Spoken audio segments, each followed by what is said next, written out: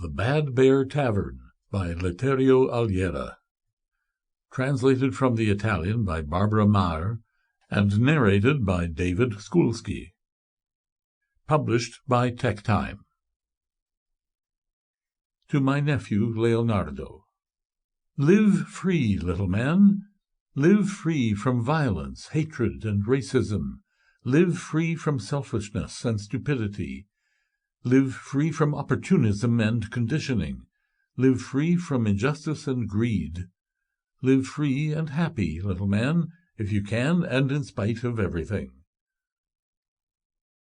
The Bad Bear Tavern, Chapter 1. It all began a year ago, a morning that should have been like all the others, but which turned into the tragic prelude to my story. Having breakfast in silence was a habit that had kept me company for a long, too long time. While still a boy, I came to the conclusion that I did not like early morning chatter, and that being forced to listen unwillingly to what others were saying would inevitably bring on a feeling of agitation that I would carry with me for the rest of the day. Since I was a victim of this absurd intolerance, I always did the same things, and closed myself in a world that I did not allow anyone to desecrate. When I married Masha, it was her turn to suffer my silence. At first she accepted this eccentric attitude without protesting. She loved me very much, as I loved her, and this allowed us to surmount any different points of view. As the years passed, love ended, and with it so did patience. I still remember today, 15 years later, every moment of when I saw her for the first time. I was young and full of high hopes.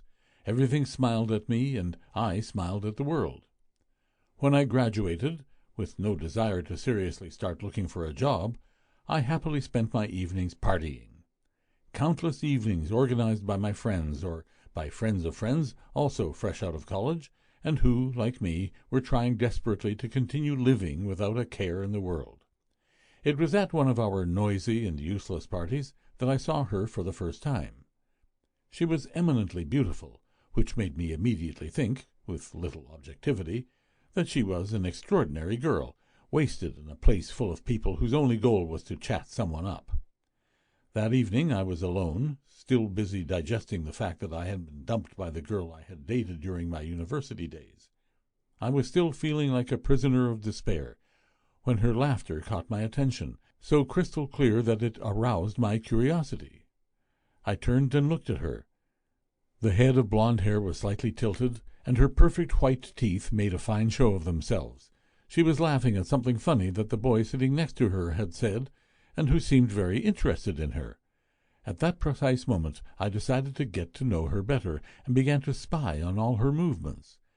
She danced gracefully, showing off her beautiful body without any malice, and she drank in small sips to avoid overdoing the amount of liquor which could have caused her to lose control.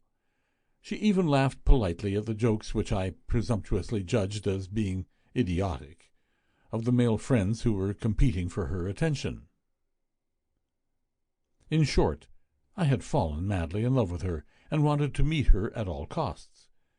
After asking around who she was, I discovered that her name was Masha, and that she was in the 3rd year of law. I had the opportunity to approach her after about an hour of close surveillance. Strangely, she was alone at the bar, patiently waiting for a margarita. I sat next to her without saying a word, and pretended to be interested in what the barman was doing. Feeling that he was being observed, he was shaking the concoction with excessive theatricality. Masha seemed not to have noticed me. She, too, was staring fascinated at the man's gestures. "Do you like Mexico?" I whispered, embarrassed, as the barman handed her the glass with salt around the rim and overflowing with margarita. Masha didn't bat an eyelid. I thought she hadn't heard me speak because of the deafening noise of the music. She raised the glass slowly, took a sip, and when I was now resigned to her silence, she replied without looking at me, "I've never been to Mexico, but I like tequila." I drank the best margarita in the old part of Mexico City. Obviously, I had never been to Mexico City, but I couldn't resist the urge to impress her.